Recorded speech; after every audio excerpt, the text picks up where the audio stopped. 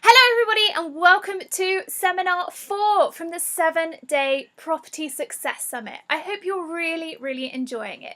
This week I am going to be jumping in and telling you about analysing your deal.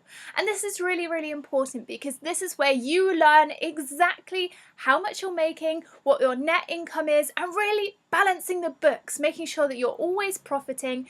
And you're looking at how much your mortgage is going to cost you versus how much rent you're getting in. It's really important. And based on analysing your deal and having this information, you can then go and get financing from it, which we're going to talk about tomorrow. So it's that natural progression. Yesterday you had a look at researching your next property and you've got a good idea in mind of exactly what you're going to be buying next, and hopefully you've started putting some feelers out on the market. Today's seminar will teach you how to analyse all of the details that fall into your inbox, so before you even go out and have a look at them, you can tell whether they're going to be a great deal or you should just delete it and throw it away. This is again a super tool to have in your investment collection. Keep this to hand. I've put a spreadsheet for you to download as well as the information in the workbook, so make sure that you've got both to hand. Now, this is a pre-recorded seminar that I actually do share with my clients, so I'm letting you into something really exciting. So without further ado, I'm going to cross straight over to that seminar. I hope you enjoy it and really take notes, make the most of it, go through it a couple of times to make sure you understand exactly what's going on.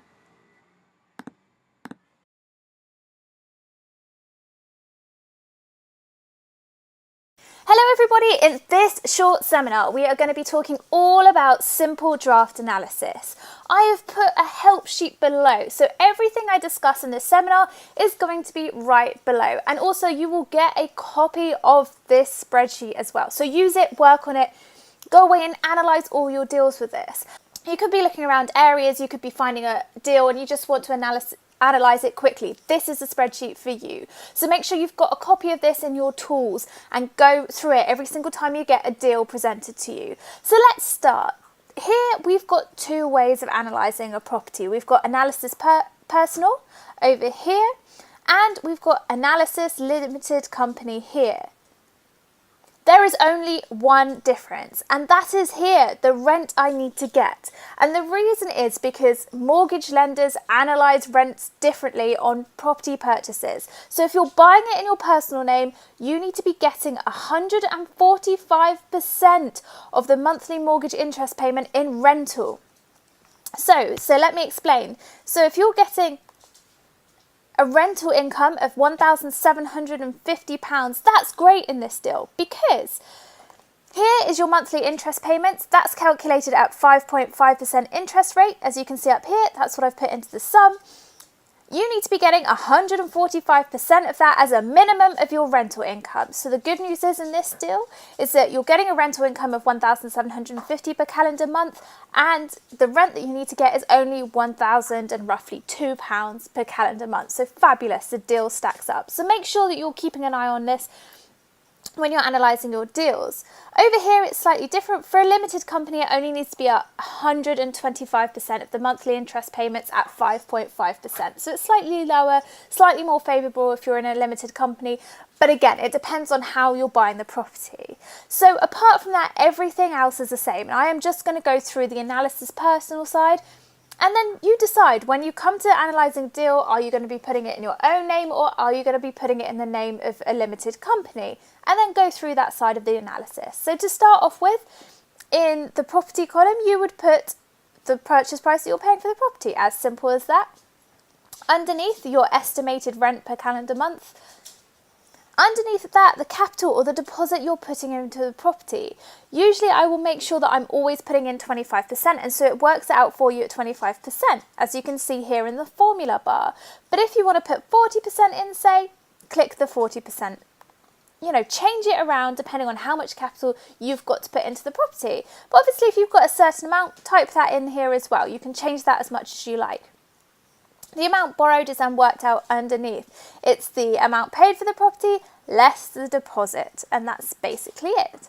Underneath, the mortgage monthly interest payments are calculated, and again, as I've said before, at that interest rate of 5.5%, and I know it's high because you can usually get interest rates of around 3.5% at the moment, but this is the benchmark that mortgage lenders are going by, so you need to be running your analysis off of this too. And if it works at 5.5%, then obviously you're going to be quids in at 3.5%. Underneath is service charge, and here this is where you'll need to be asking the people that are selling the property, how much is the service charge on this property? If they don't know, I normally estimate it at about 10% of the monthly rent. This could be quite high, but usually around about right. So if you don't know what it is, then keep it as 10% of the monthly rent. Ground rent, you'd only be paying for this if you're a leaseholder, same as service charge, you're only paying for that if you're a leaseholder. The maximum it will be is about £250 per year, but usually it's around about a peppercorn, which is nothing.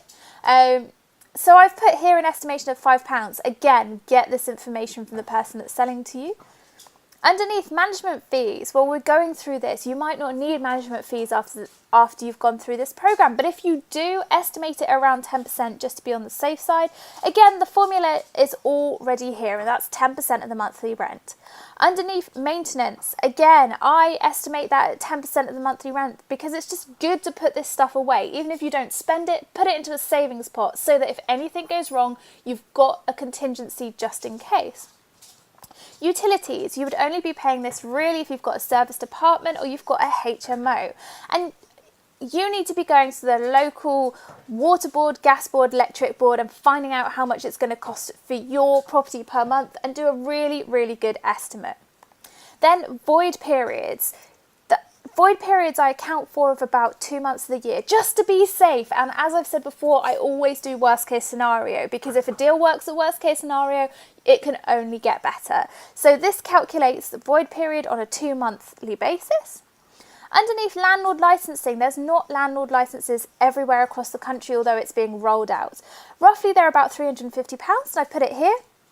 The total landlord licensing fee for the year, and then this works it out on a monthly basis. And then a contingency of 5% for anything else that can go wrong. At the bottom, this works out the total expenditure.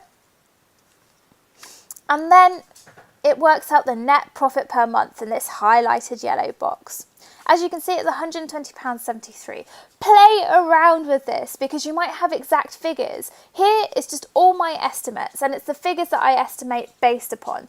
Again, I always do worst case scenario. You might have better figures than this. So estimate it based upon what you know about the property today.